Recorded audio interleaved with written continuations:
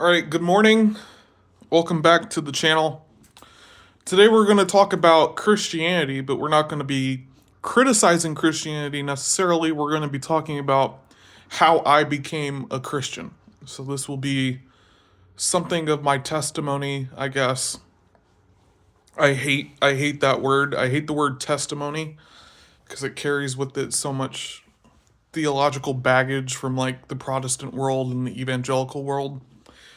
But I don't know what else to call my religious story other than a testimony. So, um, I grew up like most people in America, just sort of in cultural, uneffectual, meaningless Christianity. I went to because I wanted to be an Eagle Scout. I wanted to be a Boy Scout so that I could get a early promotion when I would eventually join the army. I had in my mind when I was like, in middle school that I was going to become like a soldier and I was going to go overseas and like blow up bombs and do like IED tech work cuz like I was mind controlled. I was brainwashed into thinking that like going to Afghanistan or Iraq was like the coolest thing you could do. And in order to achieve that goal, I had to become a Boy Scout. So, at the time, in order to become an Eagle Scout, you had to practice a religion. You had to either be a Muslim, a Jew, a Christian, whatever. You had to practice a faith. And I was like, okay, fine.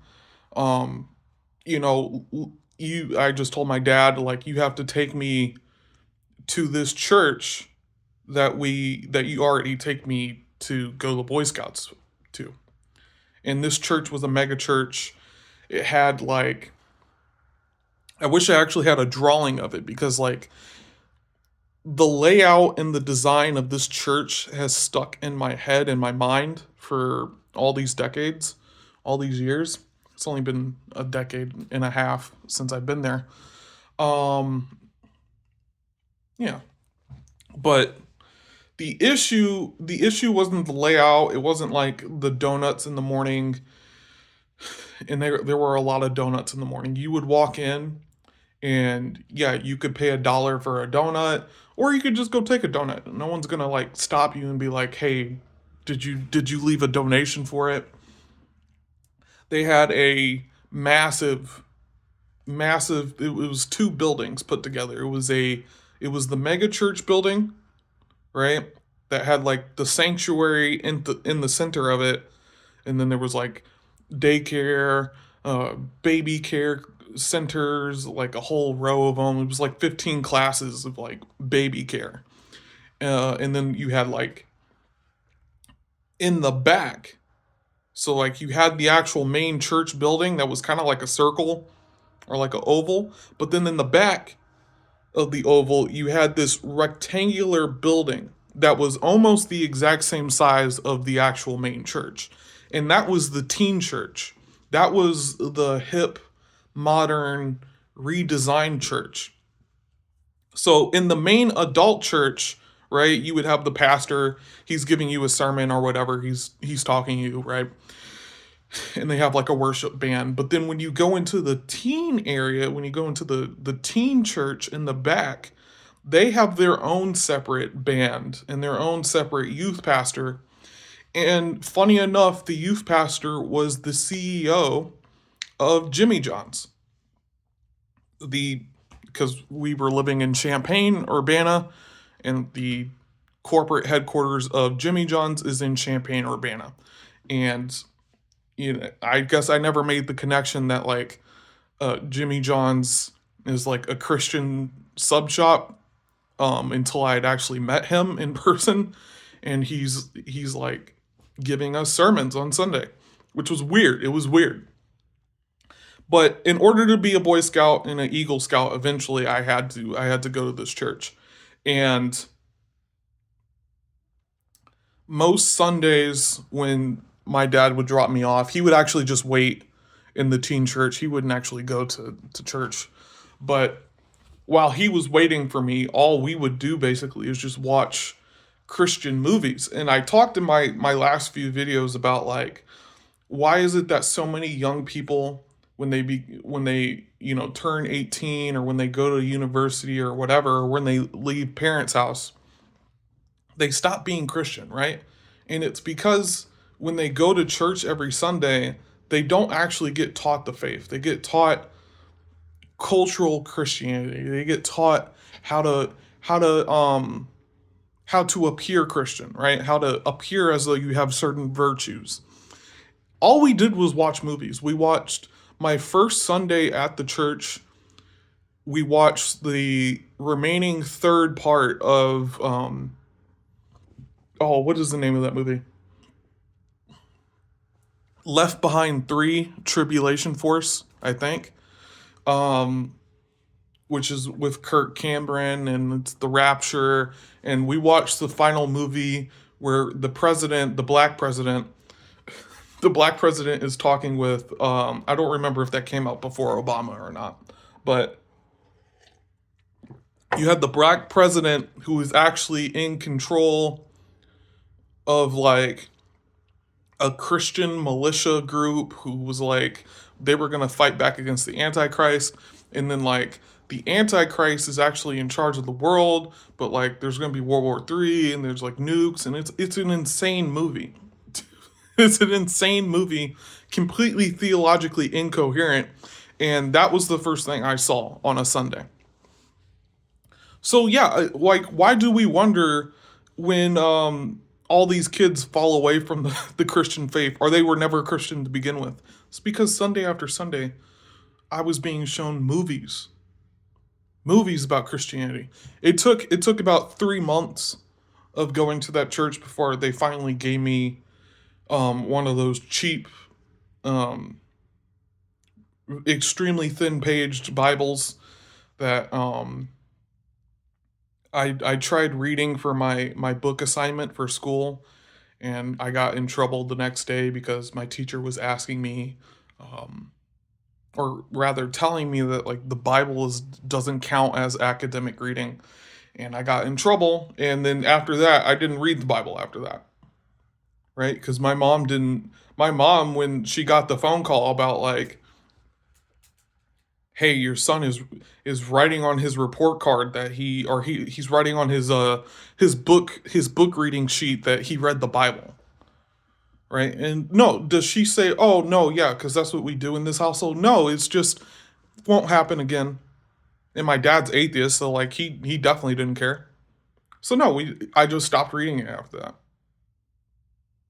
My Christian education after that, after being scolded by my secular public school teacher, was a woman, by the way, was yeah. Let me just keep Christianity at the movie level. I won't investigate it any more than this. So then after that, I started reading books on magic, black magic, white magic, alchemy. In middle school, I was reading books on alchemy and Kabbalah in middle school, right? And when I was writing that stuff on my report card, that's how demonized this public school teacher was. I was allowed to read, um, they had Neon Genesis Evangelion in the middle school library, which is not manga that children should be reading, right? But I was reading that. I was reading about Introduction to Kabbalah, a literal book in the school library. A fool or a dummy's guide to magic, right? I'm reading that, and it wasn't like magic tricks. It's talking about occult ritual magic. I was allowed to read all that. That's how you know how demonized the public school system is, right? And of course, because I'm reading all that nonsense, my Christianity is it was never there to begin with, but it was already. I'm reading all this demonic literature, and eventually, right, because nothing is being expected of me at church when I go to church, right? Eventually, I get into this rhythm of I'm only really going to church for the Boy Scouts, and when I do go, I get to talk to the girls there, right? Because there's Christian girls there. Do I get to talk to them that much? No, because we're watching a movie.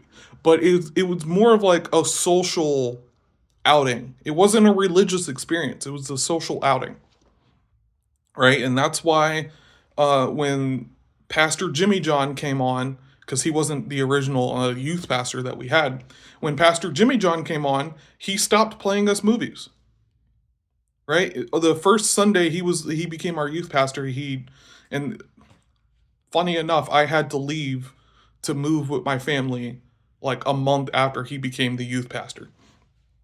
But first Sunday he's youth pastor, and he's like, "Where are your Bibles at?" No one brought any Bibles. For an entire year, we had just been watching movies. Where are your Bibles at? He has his Bible. He's reading through his Bible, right? And we're just sitting there looking at him. Next Sunday, we all bring our Bibles, and he's actually requiring us to read it. Right? I still didn't bring mine because I didn't even remember where I had left the free copy they had gave me. But it was weird.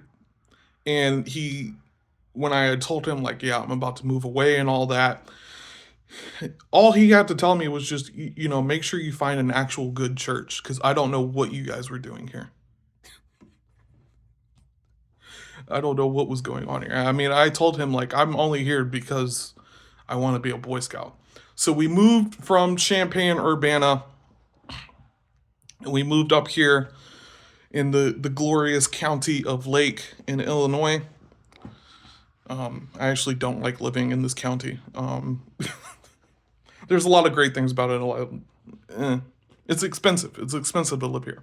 But when we moved up here, my mom got remarried, and she got remarried to a Freemason Catholic, which doesn't make any sense to me. But I wasn't really Christian during this time period either, right? He would take us to church. That became like our Sunday practice, was that we had to go to church. He didn't take us to a Catholic church. I don't know why he didn't. He took us to a Methodist church, which was down the road.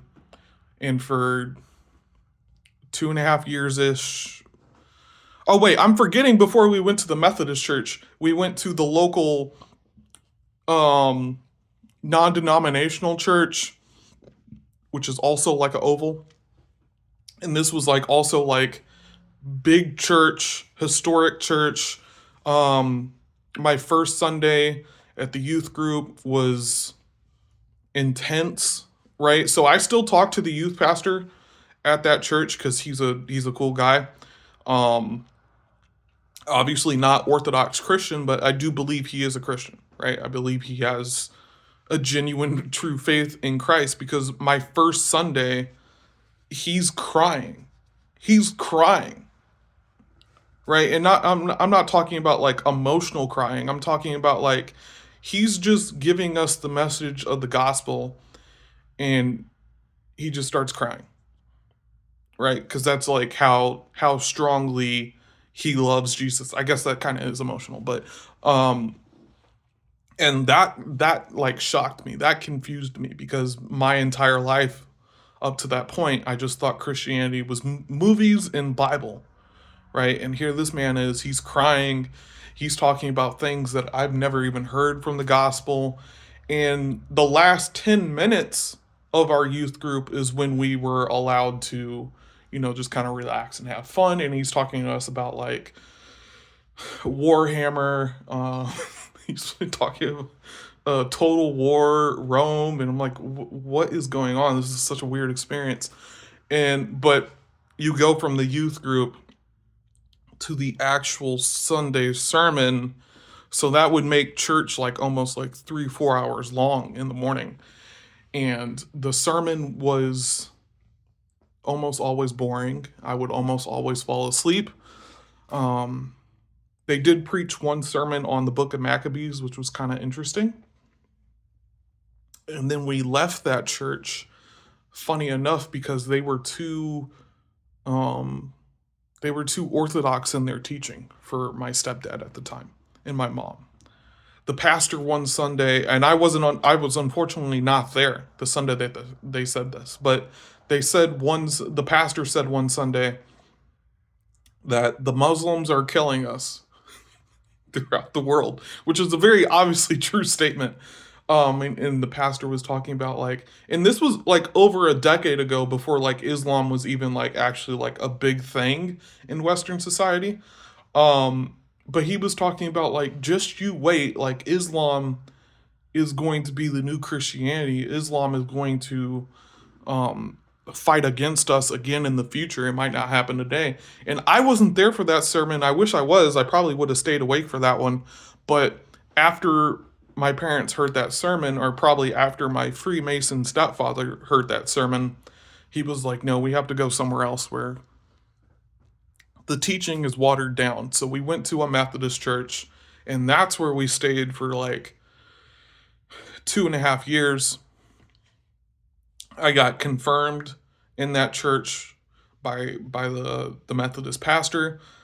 Had to go through confirmation. I went through, some mission trips. But during none of that was I actually Christian. Even during the confirmation period, I wasn't Christian, right?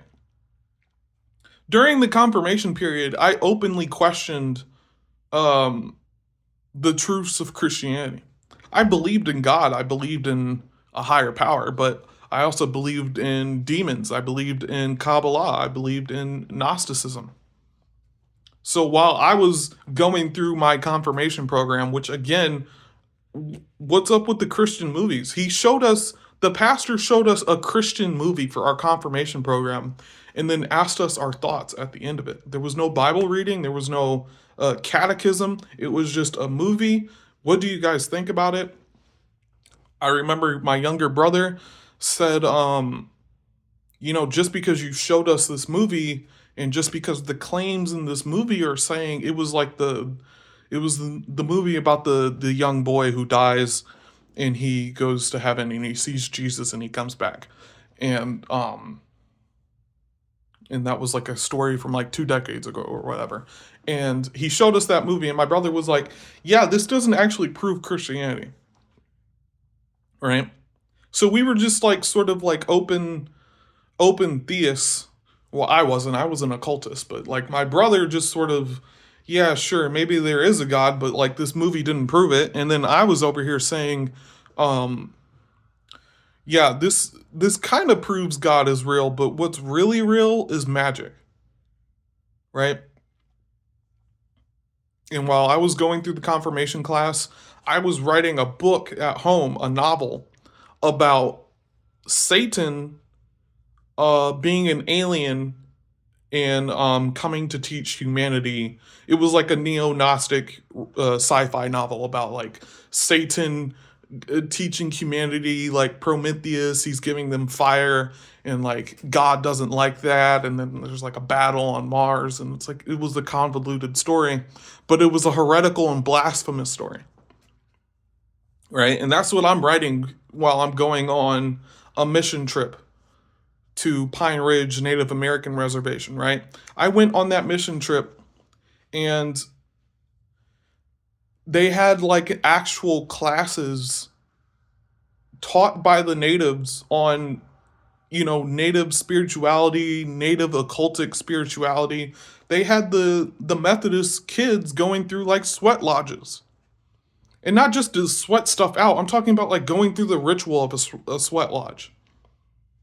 And I'm thinking, like, is this what Christianity actually is? It's just sort of like, as long as you have a good feeling in your heart about Jesus, you can do whatever you want. We had a guy telling us about as above, so below, like that whole occultic philosophy, right? And he was talking about like alchemical equivalent exchange and the sublimation process and the philosopher's stone, and I'm like, what is going on right now? And that's when I sort of started to think in my head like Christianity is fake, right? I'm sitting in a group of 20 Methodist Christians, and we're listening to a talk by a Native American guy on the sublimation process of the philosopher's stone, which is completely disconnected from Native American spirituality. But again, it just shows you like I'm thoroughly engrossed in like everything demonic when I'm growing up. Like it's like I haven't experienced anything close to authentic Christianity my entire childhood, and now I'm here on a missions trip on a missionary. We're supposed to be doing missionary work in the poorest place in America, Pine Ridge Native American Reservation. We're supposed to be doing mission work, helping these people, building homes. No, and what's the first thing that happens is that we find out actually three natives died the night prior from overdosing or alcohol poisoning. The second night we found out that natives were dying from there was a car accident from two drunk drivers, right? We couldn't go grocery shopping because the groceries were too expensive because there's inflation out there. And I'm like sitting here, I'm thinking like,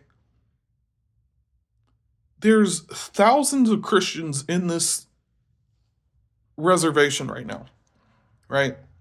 Because every summer they flock out there to help, to help.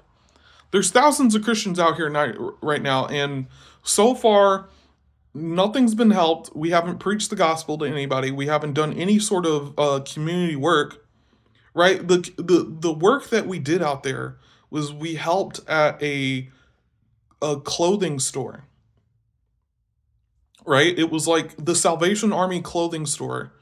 That's where we did the volunteer missionary work at. And I didn't do anything. I just stood to the side because there was no actual work to be done. It was just a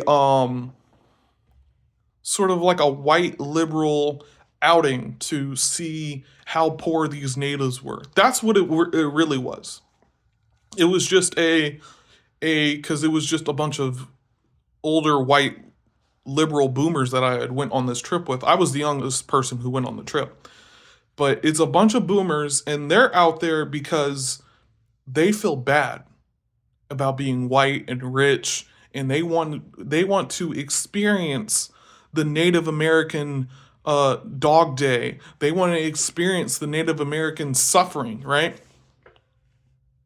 That's why they were out there. It wasn't like a Christian reason to be out there. Because if it was Christian, or if we were out there for Christ and the sake of Christ, we would have been doing so much more. No, it was Salvation Army work, unpaid, and we went to oh, what is the name of that place? Wounded Knee, right?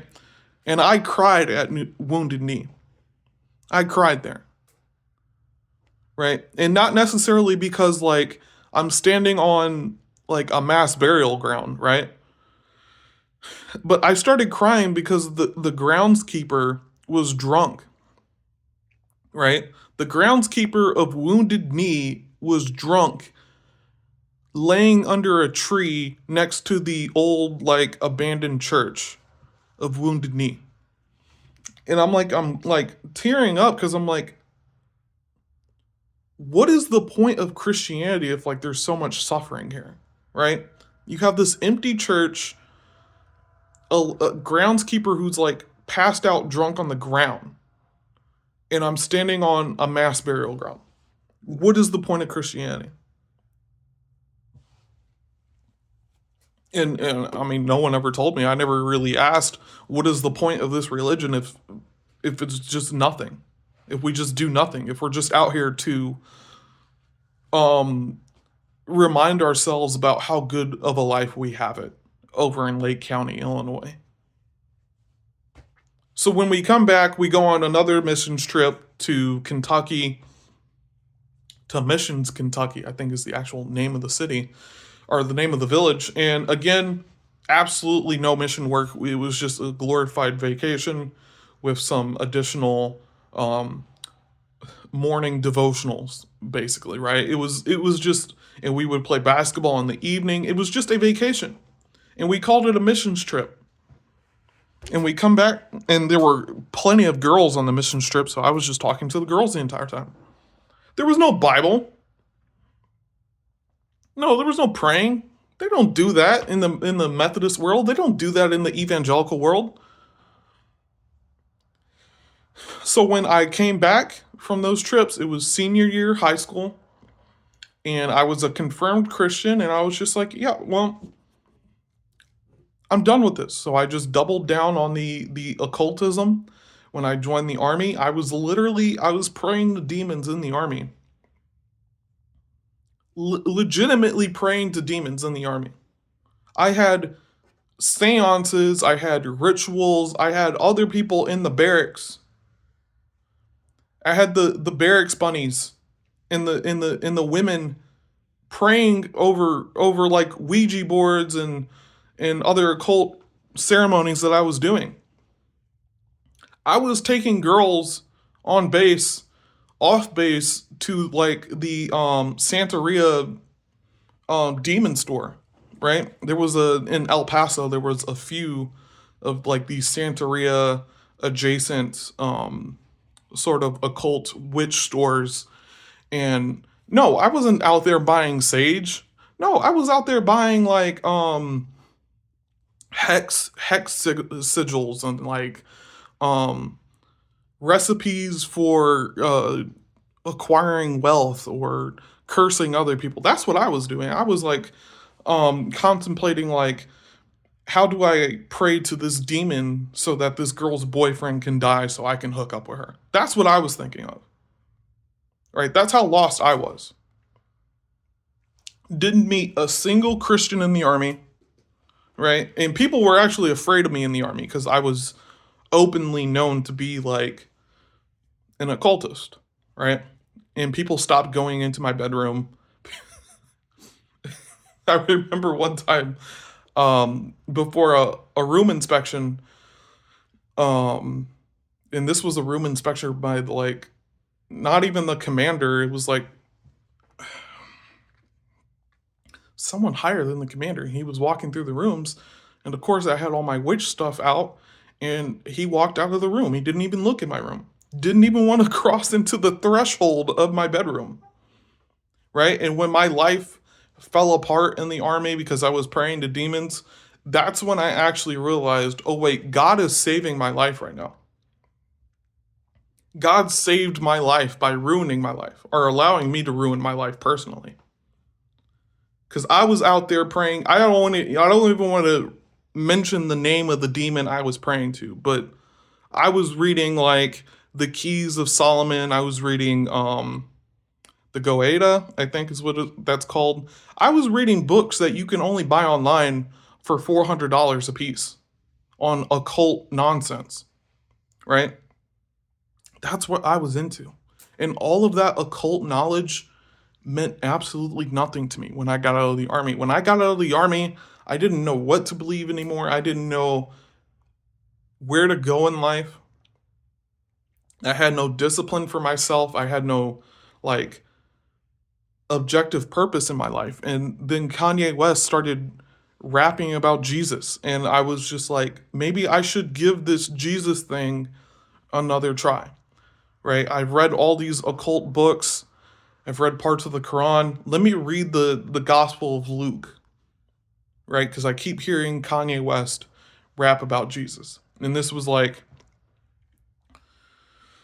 he released Jesus is King. And I listened to that like every day because I was just like, what is this? And I was working on the farm, and I would listen to Jesus is King during the day.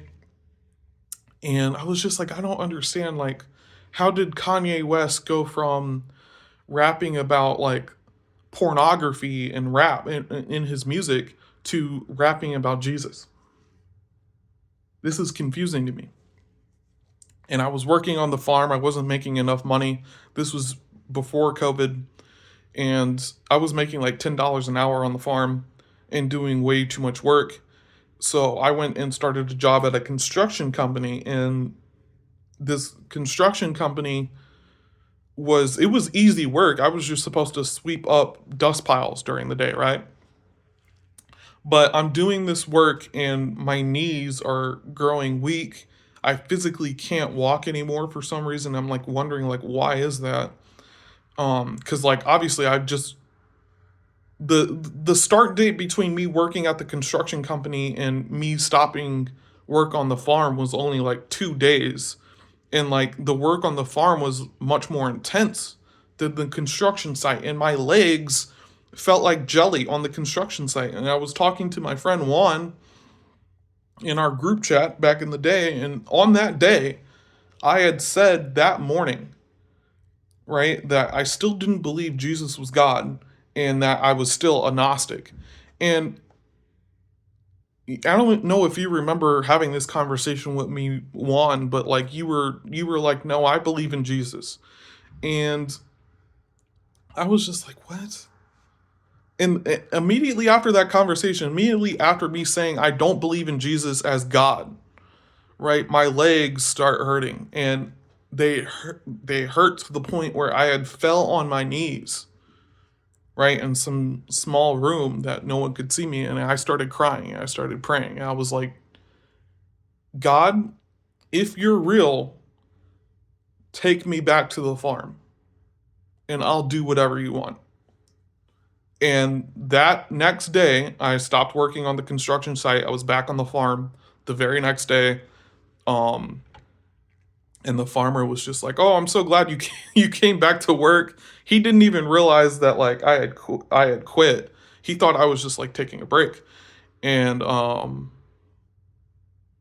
so when I came back, he was like really happy. He was like, "Oh yeah, let's do $15 an hour now." And I was just like, after one prayer, really? And I started reading the Gospel of Luke, and I'm like, wow, this is insane. This is insane to me.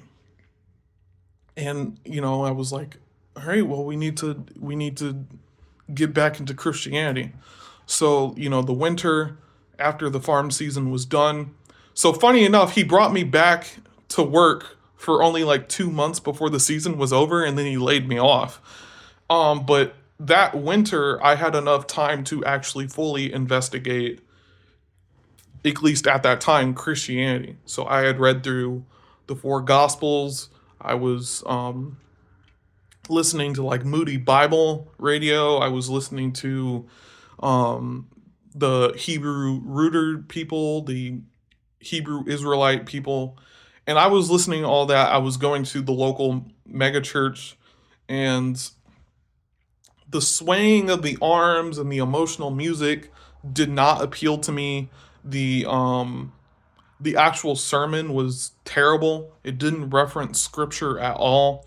It was just a sermon about um, sometimes you should take a day off work. That was the sermon.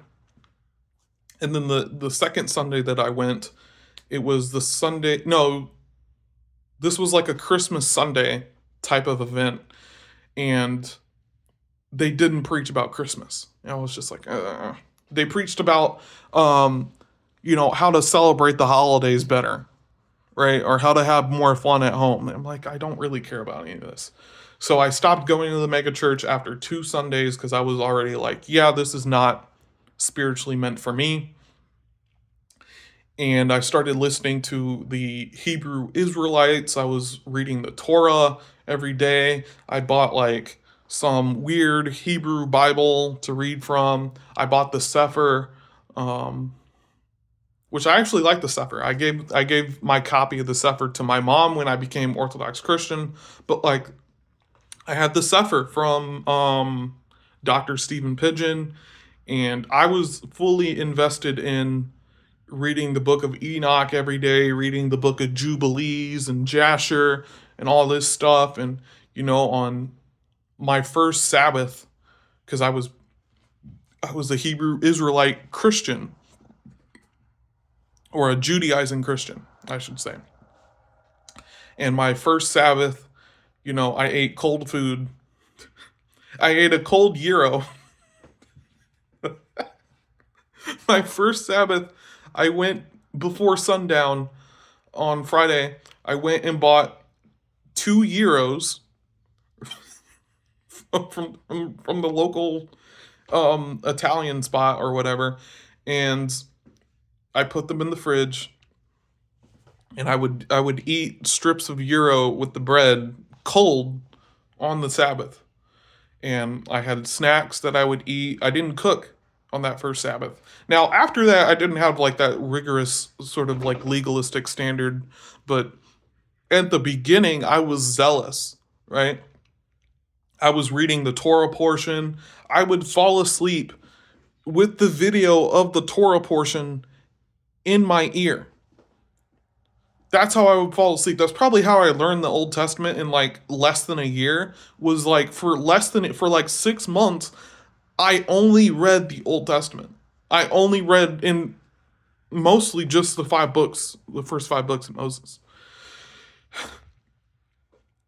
And my life did get better. I was more disciplined. I did experience the fruits of doing those things, but after a certain while it stopped because like obviously I'm just doing all those things at home. There isn't actually like a Judaizing sect in real life, right? This is just entirely on YouTube, right?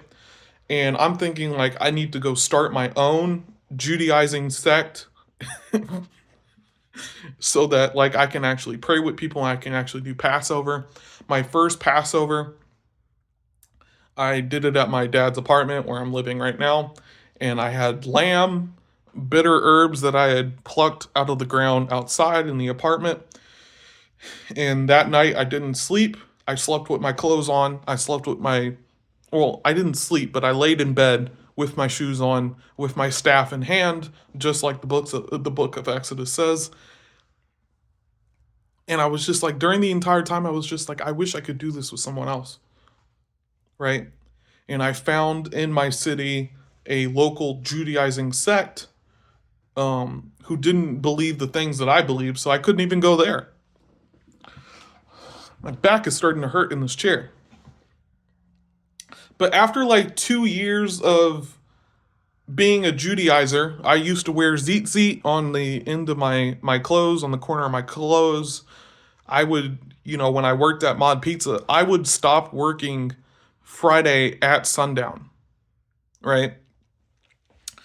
And my boss would make sure that I would stop working before sundown so that, I wasn't found to be working on the Sabbath. And then, on Saturday evening, I would go back and work at Mod Pizza. So after the Sabbath was done, I would go. And I made sure specifically that I always worked on Christmas. I always worked on Sundays. Um, sort of just because I wanted to be disrespectful to Christianity. And I got fed up with just like internet Judaizing, and I was just like, I actually need to go to like an actual church, or I need to start my own church. So I started going to a non-denominational church with my friend from the farm. And again, it was just like I felt like I was only there to talk to girls or to sometimes listen to the Bible, right? Sometimes I would just read the Bible in the back while the sermon was going on cuz like the sermon was just that stupid, right? Or I would just look at the poorly clothed girls cuz all of the girls were all scandalously clothed in this church. I would just look at them, right? So then I stopped going to that place, stopped being a Judaizer for a while because I was just like, I need like an authentic faith. And I need a faith where I feel like God isn't sending people to hell because they ate bacon, right? So I started eating pork again. I started eating bacon again. I took off the tzitzit. And I was just like, what is actually Christianity? It took me 2 years, an additional 2 years after that, of study at Liberty University to understand ancient apostolic Christianity. So while I was in Liberty University, when I wasn't doing a class, when I wasn't writing a paper, I would use the school library because the school, Liberty University, is a Christian university and they have a massive Christian library. So I would read books like The Lives of the Desert Fathers, The Sayings of the Desert Fathers, Eusebius on church history, The Cloud of Unknowing. I was reading all these ancient books on Christianity, and none of it has anything to do with the Hebrew rooter, Hebrew Israelite Judaizing theology that I had been taught. And it didn't have anything to do with evangelical Christianity either. It didn't have anything to do with the Methodist Church. It didn't have anything to do with the non-denominational churches that I had went to when I had grown up. And it was just a new experience. It was something completely different for me. And while I was investigating between Orthodoxy and Catholicism, I had an old woman come up to me at Mod Pizza, and I felt like this was like angelic. Like I felt like, and I still feel like this was like an angel that I had met. But I had this old woman come up to me who seemingly knew all of the issues that I was going through theologically about like should I become Orthodox or Catholic, or is there like another way I should go? And she sat down with me. Funny enough, it was completely dead inside of the Mod Pizza at this time, and it normally wasn't throughout the week. And I had my friends take over while I sat down and talked with this old woman, and she's telling me about like, you know, were you baptized? Right? That's the first question she asked me. Were you baptized? And I said, yeah, I was baptized as a Lutheran, as a baby. And she was like, that's interesting. Right? And what do you think about Orthodoxy? I was telling her about what I thought about the Orthodox Church, what I thought about the Catholic Church. And she was like, keep investigating Orthodoxy. This was like, I feel like she was probably like either an old Serbian woman, because like this was near the Serbian monastery, or she was an angel, because it was just confirmation for me to keep going, to keep exploring the faith. And I did keep exploring. I ended up visiting the church that I go to now. Um, and I was just like, I still remember the sermon, the homily that the priest gave that Sunday. And I remember the singing. I remember like it was packed. It was packed on that Sunday. And the priest came out of the altar and he read from a book for like 15 minutes of his homily. And then the remaining 15 minutes after that was just like this historic sort of like explanation about like the beauty of the Orthodox Church and like the worship of the Orthodox Church. And I'm like, this is exactly what I needed to hear.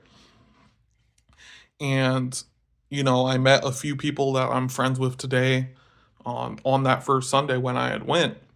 But it after that first Sunday, it took me still a year to actually go back. So I went that Sunday and I was just like, this is definitely the direction I should be going. But um, I'm like talking with this girl who's an atheist and she doesn't really want to explore Christianity with me, and I'm working on a job that like I can't really get to church. So I just forgot about it for a year. I wasn't really Christian for a year. I didn't really pray, I didn't really read my Bible. And then when I had stopped talking to this girl, I was just like, I have an opportunity to get back into Orthodoxy. I have an opportunity to be free again. So that's what I went and did. I went and emailed the priest um, at St. Nicholas Orthodox Church that same day that I stopped talking to that girl. And, I had met the priest like a few days after that. And it's been a journey ever since. Orthodoxy has presented a lot of challenges for me in terms of like learning how to pray. But the greatest thing that I've learned in Orthodoxy that I never learned at any other point in my Christian life, in my occult life, was that the biggest problem on earth is myself. And that's what I've learned from Orthodox Christianity, is that um there's a spiritual battle that happens every day between me and demons, me and myself. There's a spiritual battle in a sense that we have to do every day with God, right? We have to wrestle with God. And I never understood that our faith has to be like living and active. When I was younger, I never understood that.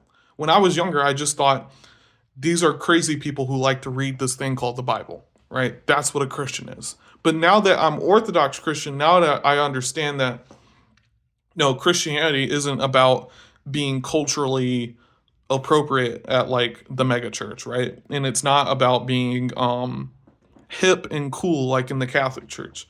No, Christianity is a um a reordering of everything wrong within you spiritually, right? It's theosis. It's becoming deified, right? So yeah, there's going to be struggles that happen along that process. But that's what I've learned from orthodoxy is that no, actually the Christian life is about becoming more united with God day after day, night after night, year after year. All right, so thanks for watching. Thanks for listening. That was my brief history of my Christian experience. I'm sure I've forgotten about some things. Um, but just generally speaking, just to recap, my my entire from like age 12 to 23 was just like this experience of being lost spiritually, right? I didn't know where to pray, I didn't know how to pray, didn't know if God was real, didn't know if Jesus was real. I just knew that demons were real. I knew that like magic was real. But for all that time period, I'm like spiritually lost, and I just thank God that like now I'm in a normal church with normal people with normal worship that actually is ancient and apostolic. So thanks for watching, thanks for listening.